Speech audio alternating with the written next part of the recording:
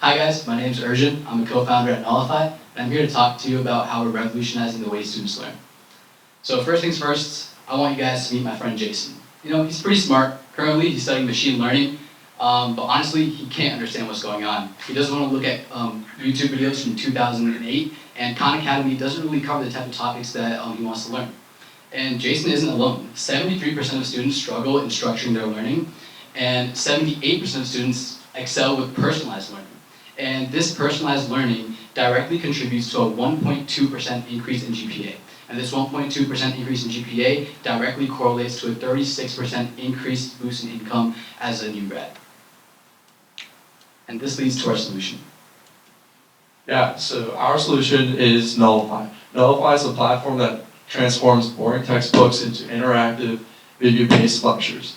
And there are several features to Knowlify. For instance, we have adaptable visuals, so it'll automatically generate visuals to whatever subject it is tailored to your learning style. On top of that, we have AI voiceover that goes with the video, that goes along with the visuals and all the text. We also have flashcards and quizzes custom generated per user, per subject, so that they get a full learning experience. And to top all off, it comes with a 24/7 personal tutor that'll create a video and a course on whatever you want.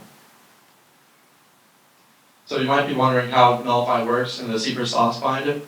So Knowlify works because we made our own AI model that we fine-tuned incredibly well with our own data set. And the data set in our model actually performs better than most other LLMs out there or models in general, such as ChatGPT or GPT in general, as you guys have heard. And then on top of that, what makes Knowlify so special is that it's personalized to the student, to their learning style. So it learns how they learn.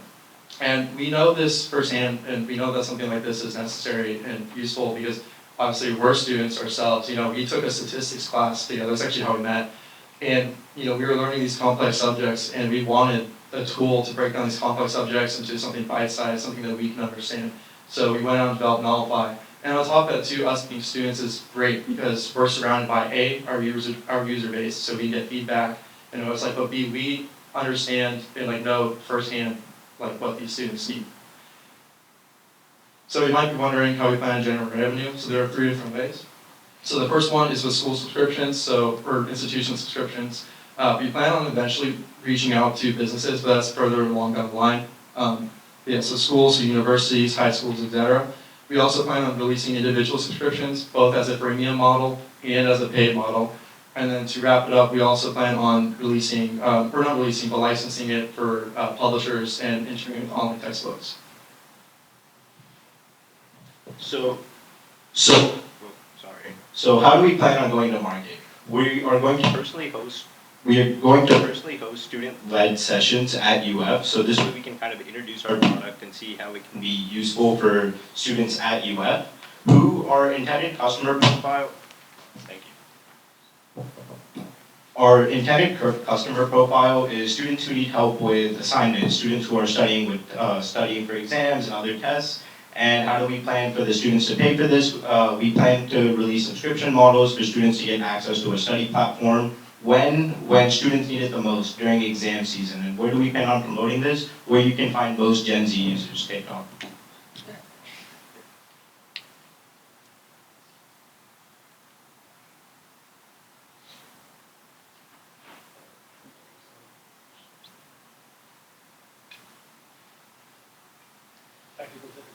Sorry about that.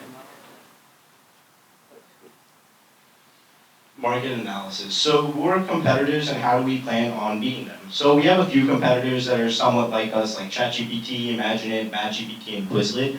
What kind of really differentiates us is we're lower cost, more features, and we're more convenient to the user. We are one of the only ones that release personalized videos, so we create videos based off of the textbook content. So our market opportunity, our TAM is the total number of students worldwide, and we believe we can reach this about $15.82 billion. Our SAM is the total number of students of America, which is around, and we plan to get at least $834 million, while SOM is the total number of college/high schools in America, which is around a market of $300 million.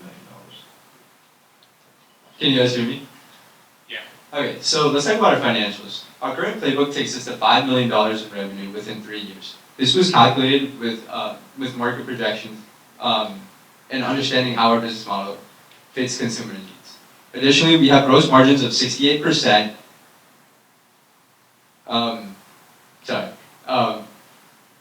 We have healthy gross margins of 68%, which attends to the students having to only pay $10 a month. And our timeline. Yeah, just use the other mic. Okay. We'll swap off. Sorry. Okay, so in October, we received positive feedback from Stanford professors, specifically the College of Medicine there, and we reached out to VPs of Reddit, Lyft, and Microsoft, and received positive feedback from them as well, and leading edtech founders. By December, we attained over 40 beta users, and we're going to be releasing an MVP this week. By January, we'll be working hard over the holidays to deploy a full study product that contains quizzes, flashcards, etc. And let's talk about why, by investing in Knowlify, you're investing in us. For example, I was a former Suite intern at a Y Combinator-backed company this past summer. Hey, my name is Jonathan. I won this year's Hack Harvard, and I was a former robotics researcher. Hi, my name is Rivik Verada, and I'm currently a quant researcher at WorldQuant. And then hi, my name is Raheem Salabi, and I'm an incoming machine learning analyst at Blackstone. So we're asking for $100,000 for 10% of our company. Our use is for our cloud infrastructure to host our platform, legal costs for NDAs and patents, marketing costs to post ads on social media, computing costs to run our AI models, and market research to understand the edtech AI space better. Thank you. Thank you. So we're gonna do 5 minutes of Q&A from the judges if you guys have some questions. Unfortunately, UF with this massive budget gave us the shitball mic today. Yeah, feel free to yell, feel free to use the mic, whatever you guys feel comfortable with. I don't know why this one is just so sketchy. All right, I have a question for you guys. You're talking about like the total addressable market with like students, and it's a big number. What's your game plan first out though? I assume you're not going to boil the market and try to go after K-12 and ed tech. What's the first one you're focusing on? Yeah, so the first group we're really going to focus on are college students. So one of the reasons we really started this was we were taking some of the more advanced classes here at UF. I'm currently in a graduate class, and I was really confused when I was reading the textbook. My lecturer wasn't great, and I really wanted to kind of come up with a solution. So I kind of went back to what was good. So in high school, Khan Academy, it was great. I could use it for calculus, if I was studying for the SATs, whatever. It worked really well. So now that I'm in college, Khan Academy doesn't really make any of the, I guess, the math lectures that I need anymore. And I really like the Khan Academy style of learning, so I was like, how can we create some of these math animations and auto-generate these to create videos? So that was kind of our game plan behind it, and this would kind of lead us to introducing it to college students first. So students that are taking a little bit harder classes, like after like linear algebra, after Calc 3. This is a little tangent to your question, but I do want to point out as well, in the example we brought up, our statistics class, you just mentioned math right there. Our platform Knowlify works currently for physics, math, and chem, and then we're releasing it for all other subjects as well.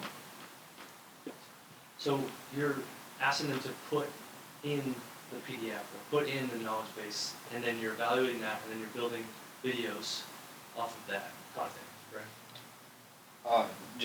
So we can do that, but you can also just input like any prompt like you would in ChatGPT, for example.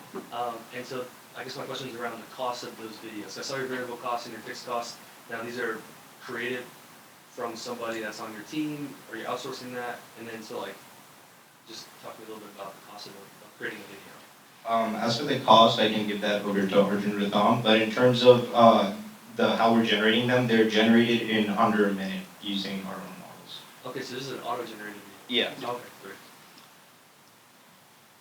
Yes, so per page, our costs are less than half a cent. And so we're using certain libraries and generating code that we fine-tune our model on. And so the costs aren't much related to generating a video. And we've kind of optimized these costs. When we were first starting, it was costly, but we've optimized it. So we're using certain LLMs, like cheaper LLMs when we can, and we're using more expensive LLMs when we need them. So for me, the scary kind of seed investment here is ChatGPT is kind of close in different ways, Quizlet is close in different ways, Khan's close in different ways. You're kind of like defining this kind of unique piece you brought together, the pieces. I guess I saw the 40+ beta users. Like, is that a repeatable thing that you did there? I'm just trying to get a feel for kind of like, we ran a certain thing across TikTok and we got 1,000 visits, which led to 35 people sign. Like, I'm just trying to get a feel for that, because it's so hard, it's so easy for a Quizlet to just kind of add just enough to like hold on to people so they don't bother trying something else. Yeah, so for the 40 users, we actually sat down with them and got live feedback about what they would want and what they need in a study platform. And so as you said, with Quizlet, we've noticed that a lot of people have moved off Quizlet for having to, their paid subscription is more expensive than ours. And so the biggest concern among students is paying. And so people don't want to pay more than $20 a month. ChatGPT Premium is already $20 a month. So if we can provide at least the same value or higher at a lower cost, that's what we've noticed is the most important to students. Something else worth mentioning too is you brought up ChatGPT. Our platform, since we have our own data set and we curate it ourselves and specifically for physics, chem, and math, it's actually more accurate than GPT. So when it's generating these lectures, because a big fear, like at least for me, I know some of my friends as well, is they go on ChatGPT and they don't know if the work they're getting is right or if it's actually teaching them the correct thing. Our platform does that, so I just want to mention that. Also, another big differentiator between like our models, say, and something like Quizlet is our main aspect is the video generation component. So having that automated video generation component that the user can immediately have access to is like super important. And this isn't just something like a video that they listen to. They can also ask questions in the middle of it. So say you're confused on the topic even more, you can just hit pause, type in a new question, and a new video slide will be generated. Got a question. One quick last one, and then we're gonna. Sorry. And I don't know if you know yet, how are you envisioning users actually using this, or how have you seen them use it? Are they entering stuff that they get stuck on, or are they entering in full chapters or full books? Like, what have you seen the uses there? Yeah, so for the beta testers, what they do is they essentially upload a chapter, or they can put in some text query like ChatGPT, and essentially our platform will break down the chapter page by page and start presenting a slideshow which contains its own videos or bullet points. So yeah, across all modes, there's text, there's textbook PDFs of chapters that they put in. And so also another thing is we intend on having them be able to upload their whole textbook, and then we won't make the video for the whole textbook, they just specify what pages they want to work on for the day. Yeah, just to add to that, when we talked to these students, it was around midterm season, and a lot of times what happens is that you have a large amount of content to learn or maybe memorize, and the professors don't really put out review videos that help too much. They'll be like, okay, yeah, the exam's on this and this, and go through these like 100 or 200 pages worth of content and learn. The benefit of Knowlify is that now you have the same content, the textbook content, just reformatted in a better way that you can learn more accurately. Awesome, give it up for Knowlify.